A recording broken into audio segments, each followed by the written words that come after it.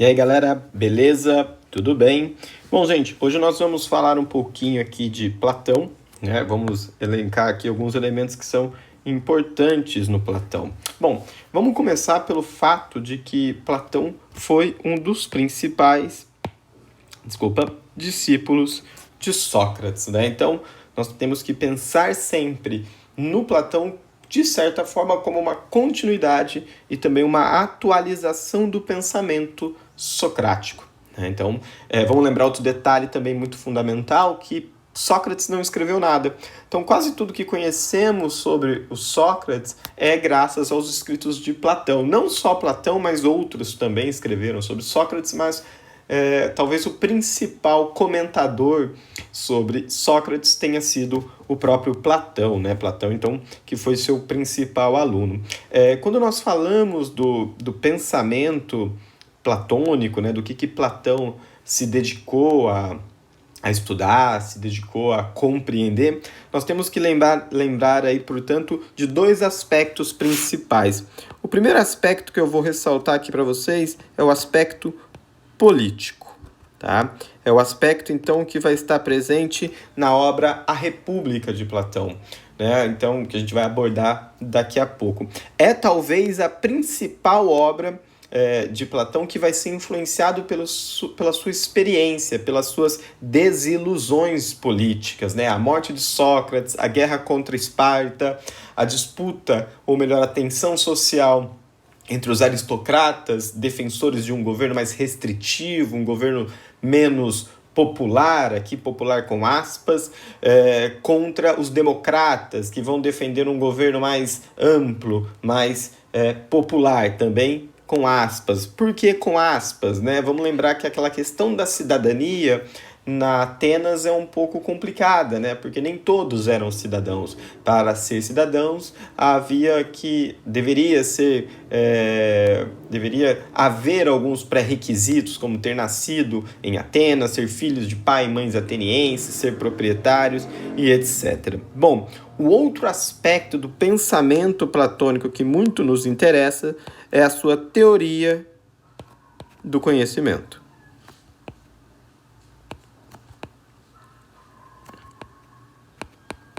Bom, a teoria do conhecimento é um campo muito amplo da filosofia e de outras áreas do conhecimento também. A pedagogia, né, usa muito esses estudos porque ela está relacionada à ideia de como aprendemos. Como aprendemos.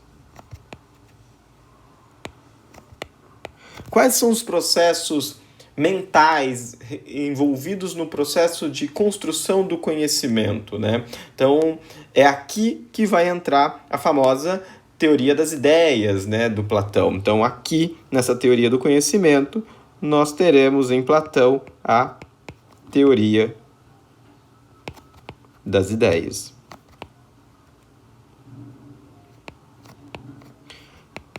Ali onde vai estar o mito da caverna e tudo mais. Esses são os dois campos de estudos principais em Platão.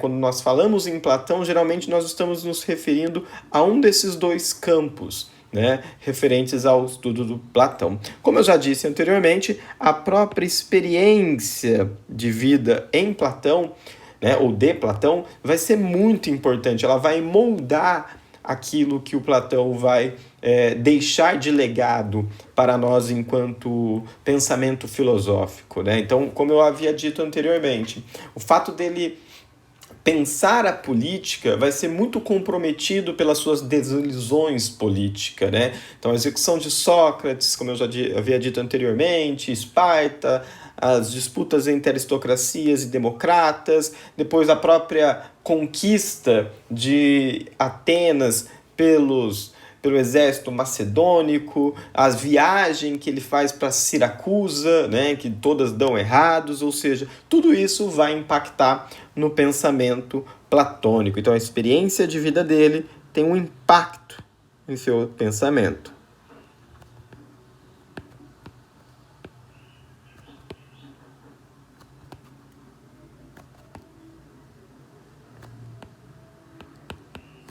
Tá? Isso é muito importante. Bom, dito isso, vamos pensar um pouquinho agora nos aspectos teóricos que são fundamentais no pensamento platônico. Primeira ideia que nós temos que ter é essa ideia de continuidade do pensamento socrático. Quando eu digo pensamento socrático, lembre que eu estou falando da dialética. A dialética socrática. Lembrem-se que dialética, galera, é a construção de um pensamento pela sua oposição. É a construção de uma ideia pela oposição. A ideia de tese e antítese, tá? Então, sempre que falarmos em dialética, vamos pensar em dialética como sendo a construção, no caso aqui, de uma ideia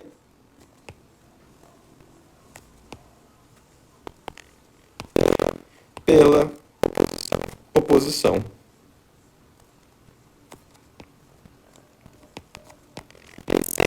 E aí sempre temos que ter na cabeça a ideia de que há uma tese, consequentemente uma antítese. Ok? Bom, seguindo adiante, então, Platão dá continuidade à ideia de Sócrates de que a verdade é uma só. Então, quando nós falamos em verdade, vamos lembrar que ela é uma só. Já as opiniões são várias, né? As opiniões são variadas. É a mesma ideia ali presente em Sócrates, portanto. Então, para Platão, a verdade é um conceito. Ah, professor, mas o que é um conceito? Gente, toda vez que pensarmos em um conceito, nós devemos nos lembrar que o conceito é uma construção intelectual, né? O que eu quero dizer com isso? Quando nós queremos definir um objeto que existe, né, na nossa realidade, tanto mental quanto material, nós pensamos nas características universais desse objeto. Então, por exemplo, ao pensarmos numa bicicleta, nós temos que pensar nela conceitualmente em seus elementos mais universais. Por exemplo, toda bicicleta tem duas rodas, tem pedal, tem um quadro, tem um banco, tem um pneu de borracha. Essas são as características conceituais, né? Todo mundo consegue visualizar essas características, porque elas são essenciais na existência de uma bicicleta, por exemplo. Agora, a cor da bicicleta, se o quadro é de alumínio ou o quadro é de ferro, se o pneu é daquelas borrachas pretas ou daquela borracha escura, se o freio é de pastilhas, se o freio é a disco, se tem marcha ou não tem marcha, isso não importa, né? Não importa porque essas são características mais específicas. Isso, ter esses elementos ou não ter esses elementos não faz com que o objeto em questão seja ou deixe de ser uma bicicleta, tá? Então isso é um conceito, é uma construção intelectual que busca generalizar, universalizar um objeto, tá? E todos os conceitos, segundo Platão, eles são representados através dos nossos sentidos, né? Daquilo que nós sentimos. Por isso, ele vai dizer que eles são representados pelas nossas experiências. Né? Lembrando que as nossas experiências são baseadas em nossos sentidos. Aquilo que nós vemos, aquilo que nós ouvimos, aquilo que nós sentimos pelo paladar, pelo tato, né? Isso, então, constituiria a nossa experiência. Então, quando eu falo para vocês, por exemplo, de uma bicicleta, por mais que vocês tenham um conceito de bicicleta em mente, vai vir à cabeça de vocês, na hora de elaborar esse pensamento, as experiências que vocês já tiveram com bicicletas, né? A bicicleta que vocês têm, a bicicleta que vocês já tiveram, as bicicletas que vocês veem nas ruas, né? Então, existe uma conciliação, ou melhor, uma relação entre aquilo que se pensa e aquilo que se vê, aquilo que se toca, tá? Aqui nasce um problema em Platão, né? Esse problema do Platão é que, portanto, todo conceito ele vai existir no que ele vai chamar de mundo das ideias, né? O conceito ele está pairando sobre nós, né? Numa dimensão que nós não acessamos, ou pelo menos nem todos acessam. Porém, nós em alguns momentos, alguns indivíduos, ou até mesmo nós, conseguem acessar essas ideias e materializá-las no mundo real. Então, por exemplo, eu consigo devidamente com os aparelhos necessários, eu consigo pensar no conceito de bicicleta e eu consigo ir até uma oficina e fazer uma bicicleta. O problema é essa bicicleta, ela vai se aproximar da ideia de bicicleta que eu tive, né? Isso é o grande problema para Platão. Por Platão, a nossa realidade, a realidade material, ela é uma ilusão. Isso é muito legal, gente, isso é muito bacana, porque para a gente entender esse problema de uma forma bastante legal, eu deixo uma dica aqui, que é o filme Matrix. O filme Matrix, ele lida muito bem com essa ideia. A ideia de que a realidade é uma simulação, que isso que nós experimentamos não é real, né? Que isso que nós estamos experimentando é uma simulação daquilo que é real. É um filme fantástico. Acho, inclusive, que o filme Matrix é talvez um dos maiores, ou não o maior filme produzido ali na década de 90, que fecha o século XX. Um filme fundamental, assim, tirando a parte de ação, as ideias, né, presentes no filme são sensacionais. O tempo todo a ideia de que sair da Matrix é sair da caverna do Platão, várias referências ao Sócrates, várias referências à filosofia grega, portanto. Bom, e qual é a solução para Platão, né? A gente já tem uma problemática. Nós já temos um fato, na verdade. Nós temos o fato de que existe uma realidade dualista, né? Então vamos pensar aqui que para Platão a realidade é dualista. Ou seja, ela se manifesta de duas formas. Ela se manifesta nas ideias e ela se manifesta também nos sentidos. Nós sabemos que essa realidade, essa dupla realidade, ela é distinta. Aquilo que existe no mundo das ideias não é necessariamente igual àquilo que existe no mundo material. Daqui a pouco nós vamos entrar nesse juízo de valor entre realidade sensível e realidade ideal. Então, para Platão, existe esse problema da realidade ser dualística, né? Ser uma dualidade. Portanto, existe, consequentemente, uma ilusão para nós, porque o mundo em que nós estamos inseridos é uma ilusão, e Platão, então, vai propor uma solução, né? A solução é a filosofia.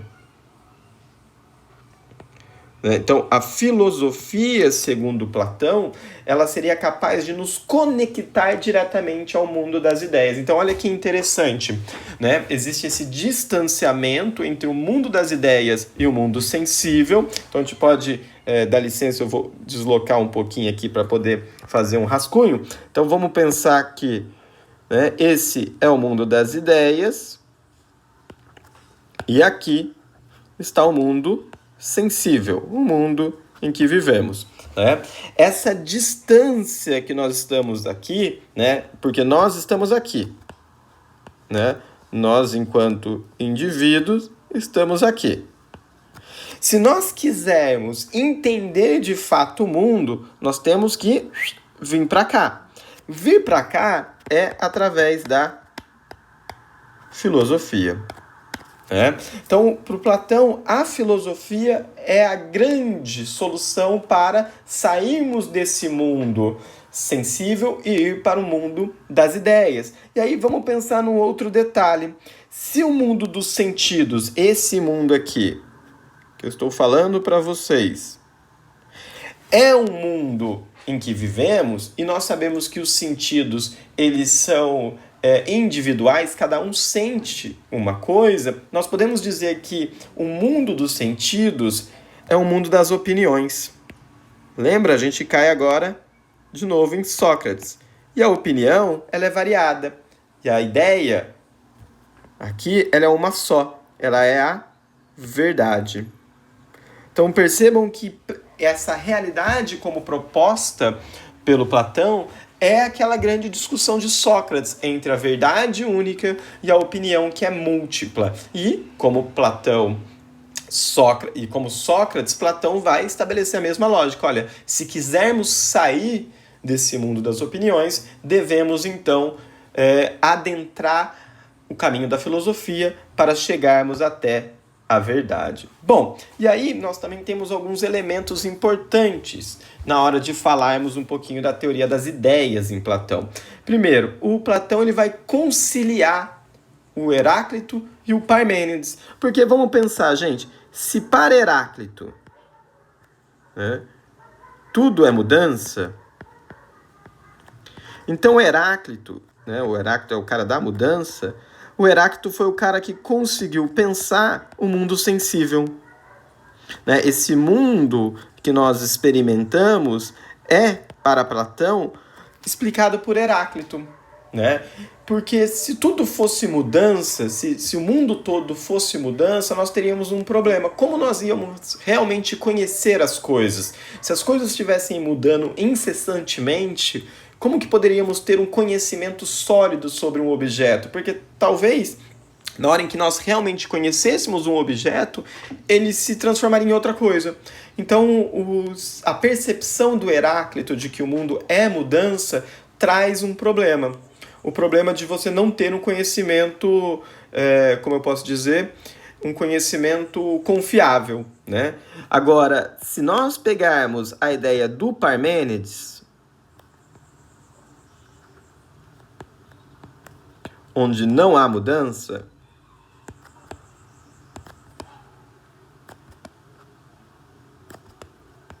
nós podemos pensar numa questão importante. Bom, se não há mudança, é porque aquilo se mantém. Aquilo que se mantém para o Platão e para Sócrates é a verdade. Logo, esse mundo do ser que é imutável para o Parmênides é o mundo das ideias.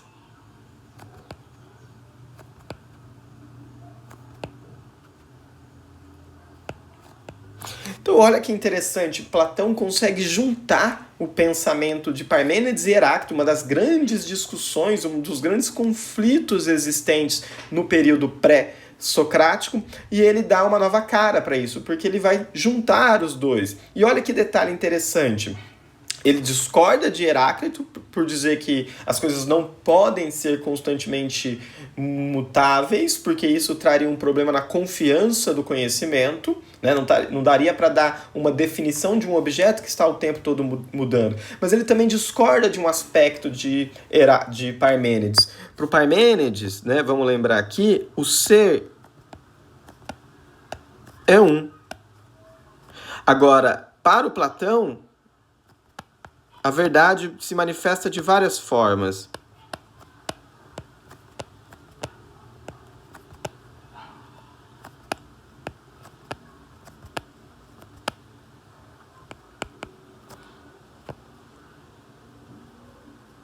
Então, não existe uma verdade diferente, existem várias verdades. Isso não significa que existe contradição, Por exemplo, quando eu defino uma caneca, é uma verdade. Quando eu defino um livro, é uma verdade. Quando eu defino a política, é uma verdade. A somatória de todas essas verdades forma uma verdade maior, que era a verdade proposta por Parmênides. É que Parmênides só enxerga essa grande verdade. O Platão ele vai dizer que essa grande verdade ela é composta por pequenas verdades. Tá ok?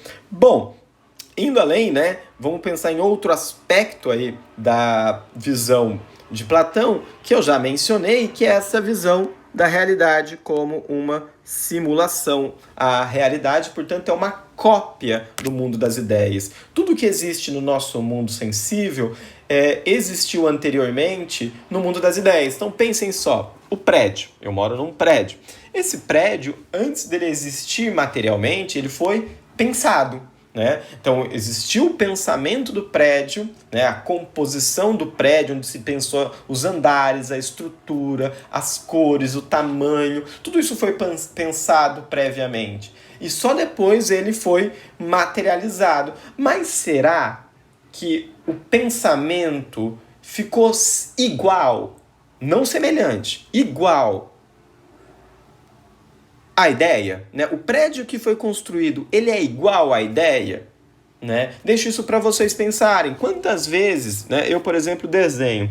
Quantas vezes eu passo em algum lugar e vejo uma paisagem e aí eu fotografo ou pelo menos tento guardar ali aquela paisagem na cabeça para poder desenhar em casa. Aí eu crio uma ideia, né? Crio até uma expectativa sobre esse desenho. Na hora que eu transmito essa minha ideia para o papel, muitas vezes não fica semelhante, né? Fica uma cópia não tão igual ao objeto de inspiração, né? Para Platão, a própria realidade sofre desse problema, né? Esse problema de transposição. Ao transpor a ideia para a matéria acaba perdendo elementos dessa ideia, portanto, né? Dessa concepção. Bom, e um último elemento importante, desculpa pela tela ter escurecido aqui, esqueci que eu não posso deixar a tela quieta, é que o mundo inteligível, ou seja, o mundo das ideias, ele é composto por aquilo que é inteligível, ou seja, por aquilo que é racional. Ou seja, tudo que existe no mundo das ideias é racional, é passível de ser compreendido por nós. Aquilo que é incompreensível não está no mundo das ideias. Então aqui tem uma questão muito importante. O que é inteligível? Inteligível é tudo aquilo que nós conseguimos compreender, né?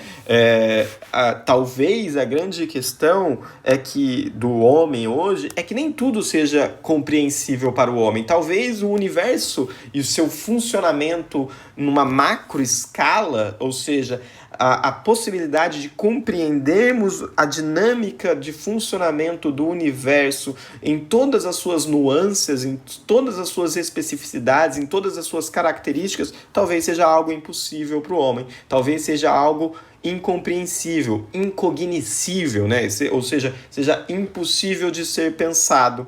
O Platão vai dizer para nós que as ideias que existem lá no mundo das ideias são todas compreensíveis para o homem, né? Através do quê? Através da filosofia. É por isso que a filosofia ela é uma forma de romper o misticismo, de romper com os mitos, porque a filosofia se propõe exatamente em nos trazer ao mundo das ideias e chegar lá, perceber, olha, isso que eu quero compreender é cognoscível ou não?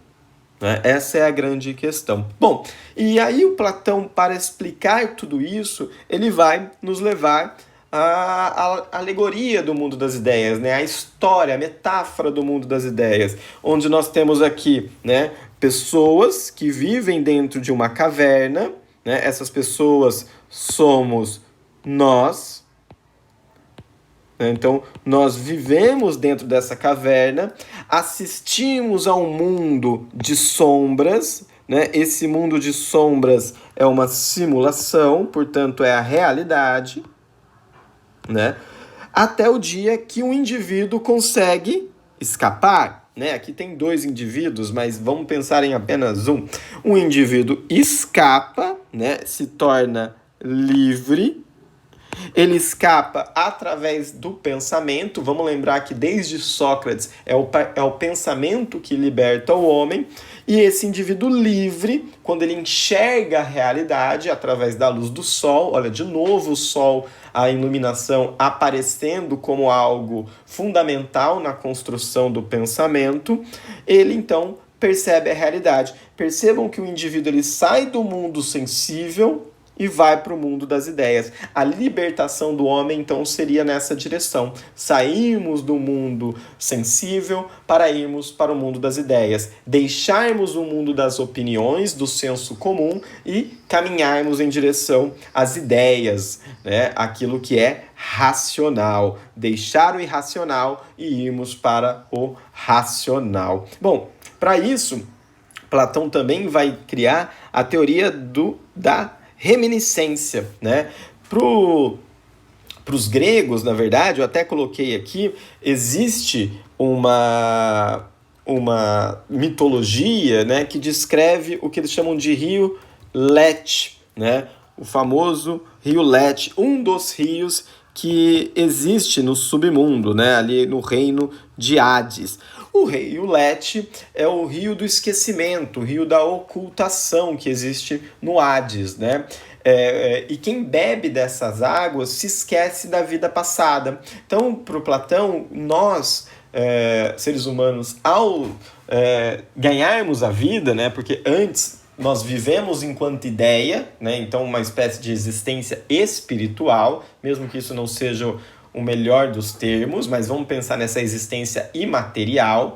Nós existimos nesse mundo das ideias também, e quando nós existimos no mundo das ideias, nós temos acesso a todas as ideias, então nós temos acesso a todo o conhecimento. Porém, no momento em que vamos encarnar, né, vamos ganhar carne, vamos passar a viver uma existência material, nós ingerimos as águas desse rio. E as águas desse rio nos causam o esquecimento.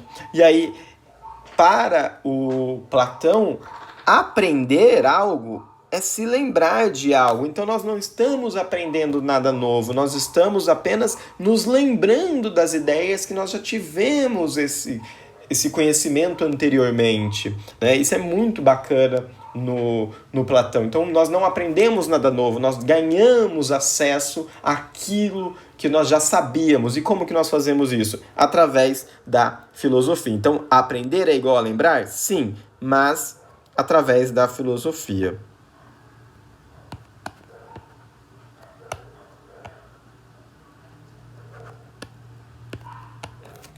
Bom, então, gente, vamos recapitular aqui para a gente encerrar essa parte e ir para o pensamento político de Platão. Aprender é se lembrar, porque nós, enquanto indivíduos, temos uma essência que é a nossa, vamos poder chamar de consciência, por exemplo, que é imaterial. E essa consciência imaterial, ela habitou o mundo das ideias, mas ao encarnar, ao ganhar carne, ela acabou se esquecendo dessas ideias. E para se lembrar, é necessário, portanto, né, a filosofia, a reflexão, a contemplação. E só essa contemplação é capaz de nos tirar dessa realidade que é uma simulação e nos levarmos a perceber o mundo tal qual ele é. Bom, e esse pensamento acerca de como nós conhecemos, né, de como nós obtemos o conhecimento, é fundamental para entendermos o pensamento político em Platão, né? Segundo Platão, nós temos que pensar a política de uma forma bastante interessante, né? Primeiramente, que o pensamento de Platão sobre a política é uma referência até hoje. Referência até os dias atuais.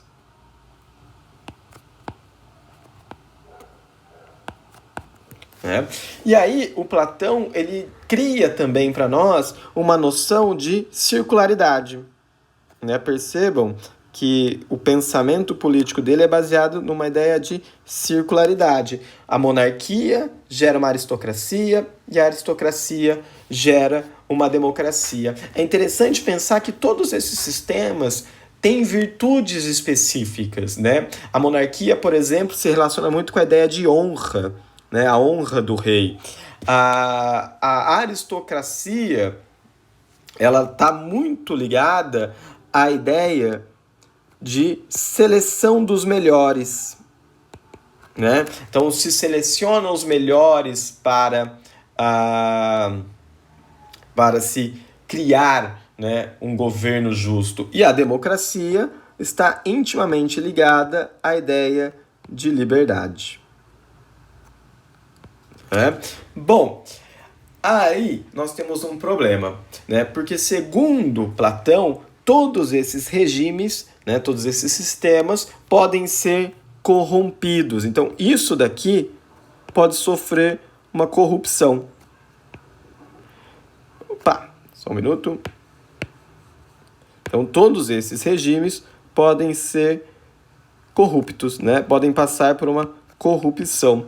Ao serem corrompidos, a monarquia, né, se transforma em tirania. A democracia se transforma em anarquia. E a aristocracia se transforma em oligarquia. Ou seja, né, no lugar de um governo de um homem honrado, que seria a monarquia, nós teremos o governo de um homem tirânico, geralmente ligado às classes militares. Né? Isso daqui a pouco vai ter uma influência muito grande.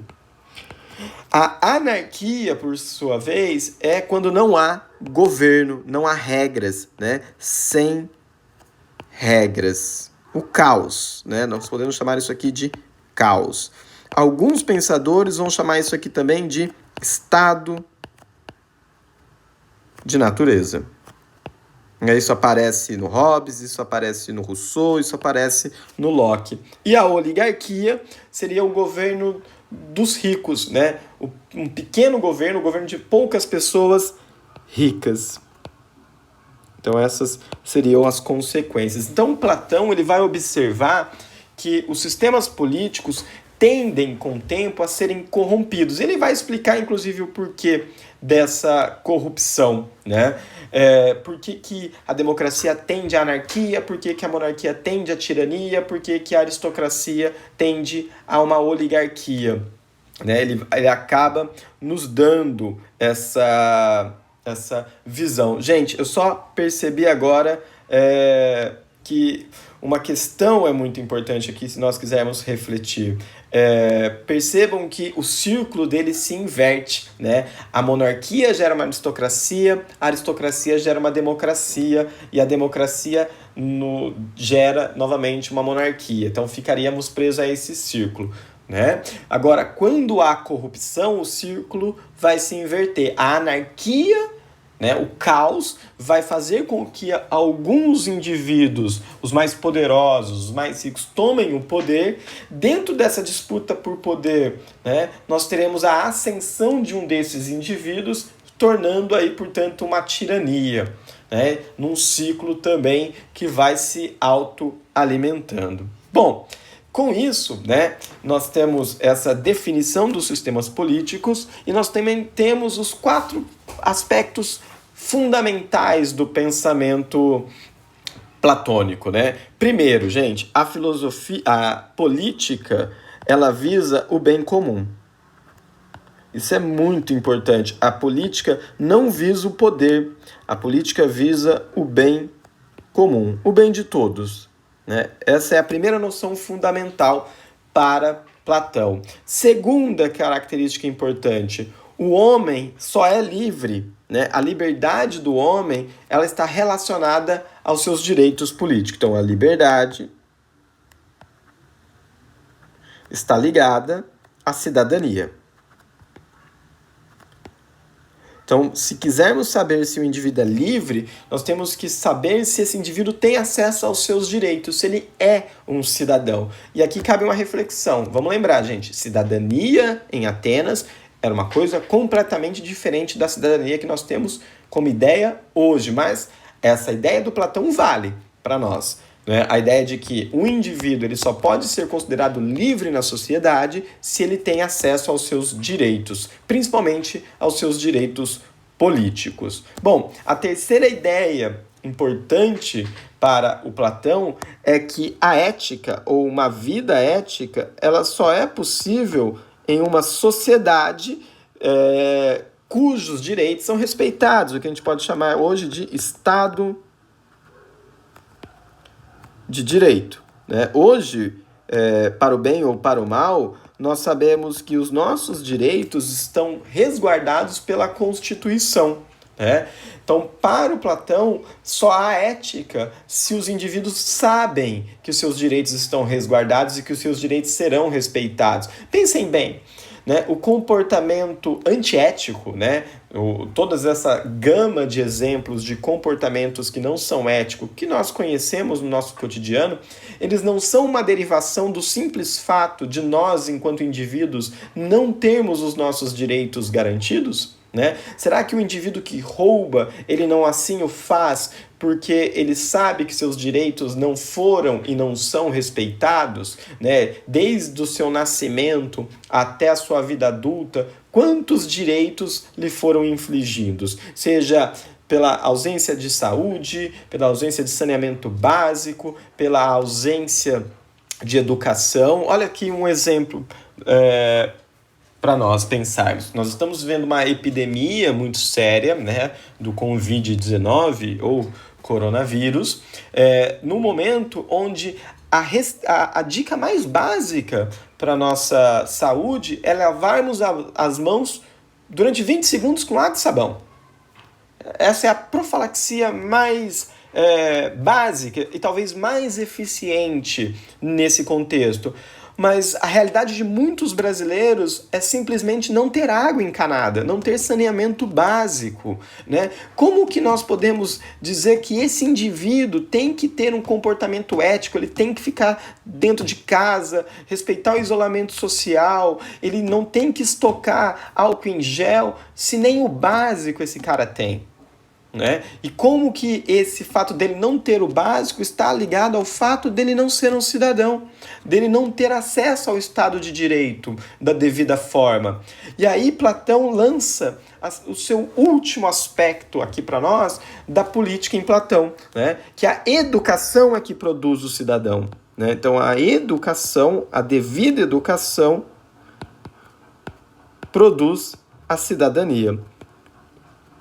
Então, a educação, ela está além do ensinamento dos conteúdos necessários para exercermos bem as nossas funções trabalhistas dentro de uma sociedade. Para Platão, a educação é aquilo que forma, que constitui o cidadão.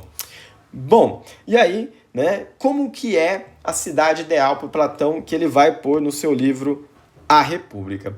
Primeiro, né, que quando Platão pensa numa cidade ideal, ele pensa numa cidade justa, né? Então, a cidade ideal é a cidade justa.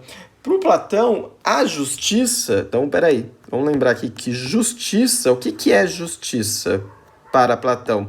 Justiça é quando o governo, né, nós conseguimos governar os nossos desejos, governo dos desejos, portanto, e da nossa cólera, né, da nossa raiva,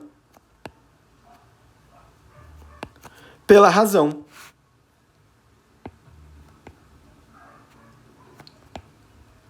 Ou seja, pensem comigo, quando eu estou enraivecido, quando eu estou bravo com alguma coisa, é muito fácil eu tomar uma decisão precipitada e agir de forma injusta, né? Mas, se eu paro para pensar, será que eu não tomo uma decisão mais justa? Vamos supor algo do seguinte exemplo. Vamos supor que eu tem algum tratamento que me foi dado que me gerou um sentimento de injustiça e, consequentemente, me gerou um sentimento de sofrimento, consequentemente, me gera uma raiva, uma cólera. E nesse momento em que eu estou com cólera, enraivecido, eu vou e ajo da mesma maneira com essa pessoa ou com uma terceira pessoa nada a ver nessa situação. Eu não estou agindo no sentido de ampliar esse sentimento de injustiça, ou seja, de injustiça em injustiça, nós criamos uma sociedade de injustiça. Então, para o Platão, no momento em que estamos sofrendo de uma injustiça, nós temos que agir racionalmente para reequilibrarmos essa situação e termos justiça. O mesmo é com os desejos, né? Eu tenho que tomar muito cuidado com os meus desejos, porque talvez os meus desejos sejam responsáveis por gerar injustiças, por gerar o descontentamento, o sofrimento em outras pessoas. Portanto, para o Platão, a cidade justa, a cidade ideal, é aquela cidade onde a ordem é garantida. Então, a cidade ideal tem a ordem garantida. Qualquer coisa que fuja da ordem, né, gera a desordem. E para Platão, Atenas, vamos pensar num exemplo aqui, né? Atenas não era justa. Bom, por que que Atenas não era uma cidade justa? Porque as classes sociais não cumpriam com seus papéis, elas estavam confundindo os seus papéis. Não era justa porque as classes, lembrando que as classes são três, né? São a classe econômica, a classe militar e a classe dos magistrados. Essas classes, elas não cumpriam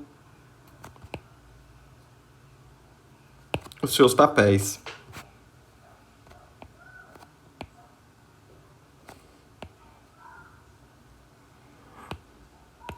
Como assim, né?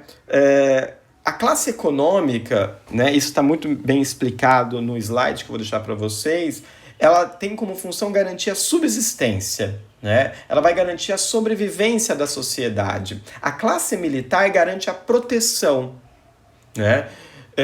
E a classe dos magistrados vai governar. Né? Então, é uma sociedade onde todos os indivíduos têm a sua função social pré-estabelecida. Nós podemos até depois discutir em outro momento, pessoalmente, se isso é democrático, se isso não é democrático, mas vamos lembrar de uma coisa. Nós estamos falando de um mundo muito diferente do nosso, é um mundo de 2.500 anos atrás. Né? E para o Platão, o simples fato, por exemplo, da classe econômica querer governar gera o que ele chama de oligarquia. Né? O simples fato dos militares que quererem governar gera tirania. E o simples fato dos magistrados serem corruptíveis, serem passíveis de serem comprados pelo dinheiro dos aristocratas ou serem governados pelo medo que eles têm dos militares, gera uma sociedade injusta. E aí o Platão, então, vai propor uma solução. Né? A solução, portanto, é a educação. Né? Então, a solução para uma cidade injusta é a educação. E aí o Platão propõe ali um sistema de educação que vai aos poucos selecionando os mais aptos para cada uma dessas classes, né, em que existe na sociedade. Eu fiz um resuminho bem bacana no PowerPoint, não vou fazer aqui, mas só para a gente entender. Então, para o Platão, até os 7 anos todo mundo teria a mesma educação, inclusive as meninas. Né? Ele vai dizer que é uma sociedade onde não se aproveita a aptidão das mulheres, uma sociedade pela metade. Então, olha que interessante isso. E aí ele vai dizer, olha, até os 7 anos todo mundo tem a mesma educação, teatro, matemática, filosofia, se eu não me engano, algumas atividades físicas. Aí eles fazem uma seleção. Quem passa nessa seleção, continua. Quem não passa, automaticamente vai se tornar um dos membros responsáveis pela economia da cidade, pela produção, pela distribuição daquilo que é produzido, tá? Bom, aí esse indivíduo que passou na prova, ele vai estudar mais 20 anos, não, né? Mais 13 anos, e aos 20 anos ele faz uma nova seleção. Mais uma vez, né, aqueles que não passam são indicados a ocuparem as classes militares e eles vão se tornar os guardiões da cidade. Aqui tem um ponto muito legal, gente. Por exemplo, para a classe econômica é garantido o direito à propriedade privada, para que eles possam ter como produzir, para que eles possam ter, né, como criar a subsistência. Agora, os militares, eles não podem ter propriedade privada. Por quê? Porque eles não pertencem ao mundo privado, eles pertencem ao mundo público. A função deles é defender a sociedade. Né? Outro exemplo também interessante. A classe econômica pode ter família, os soldados não podem ter família, eles não constituem família, porque a família é uma relação privada. Né? Ah, professor, então eles não fazem sexo? Não, eles fazem. Né? Eles podem ter relações sexuais e caso essas relações sexuais dê como consequência um filho, o filho não é de ninguém, o filho é uma propriedade do Estado, é o Estado quem vai criá-lo, ele vai passar pelo mesmo processo educativo. Bom, seguindo em frente, né, aqueles que passaram nessa segunda seleção, eles vão novamente estudar e aos 30 anos eles vão fazer uma nova prova, né? Nessa prova Aqueles que não passarem vão ganhar cargos administrativos, que passarem vão estudar dialética, com 35 anos eles fazem uma nova prova, os que não passam assumem outros cargos administrativos, os que passam vão estudar ética, política e física, né? A física aqui é a compreensão da natureza, né? Então nós temos uma dimensão da sociedade, uma dimensão coletiva, nós temos uma dimensão individual, que é a ética, e nós temos uma dimensão natural, que é a natural, que é a compreensão da própria natureza. Por último, aos 50 anos, esse indivíduo está pronto.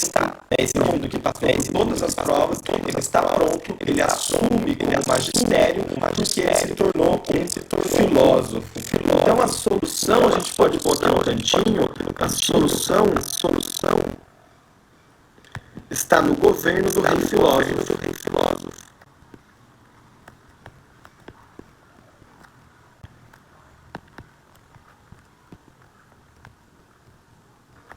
Então, quem deve governar a sociedade é um indivíduo que passou por todo esse processo educativo. Bom, e por último, gente, bem simplesinho, a arte de Platão, né? Aqui é muito interessante porque o Platão ele tem uma crítica muito contundente à arte, né? Porque para o Platão a arte é a cópia da cópia. Arte igual cópia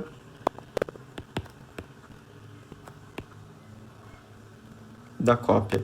Vamos imaginar, por exemplo, que esse super-homem aqui seja o super-homem ideal, né? Aquele super-homem que nós imaginamos, que nós pensamos. E o super-homem do lado direito, ele é o super-homem que nós desenhamos, né? O super-homem que todo mundo o faz. Vocês perceberam como é diferente o super-homem ideal do super-homem que nós desenhamos? Então, agora imaginem só o seguinte. Uma árvore, ela é uma cópia da árvore que está no mundo das ideias. Então, a árvore que nós vemos já é uma cópia, né? Ela já é uma reprodução de um conceito.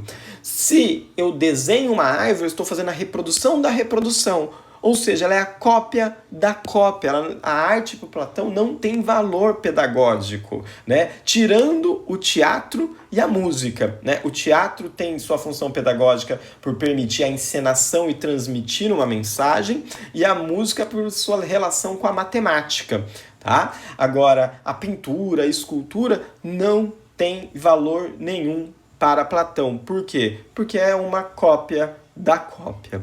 Beleza, galera? Espero ter ajudado vocês. Espero também que esse formato de vídeo tenha sido mais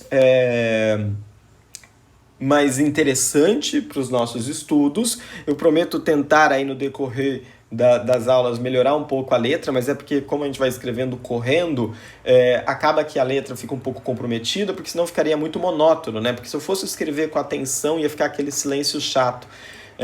Portanto, me perdoem aí pela letra, tá bom? Mas eu vou tentar aqui treinar, eu vou melhorar para escrever mais rápido, beleza? Gente, um forte abraço, uma ótima quarentena na medida do possível. Eu sei que é difícil ficar nesse momento em isolamento social, mas é importante que vocês mantenham isso para que a gente não sofra com um número de mortes maior do que já estamos tendo. Então, muita força, se cuidem, façam atividades físicas, se alimentem bem e cuidem principalmente da sua saúde mental. Beleza, gente? Um forte abraço novamente e até mais.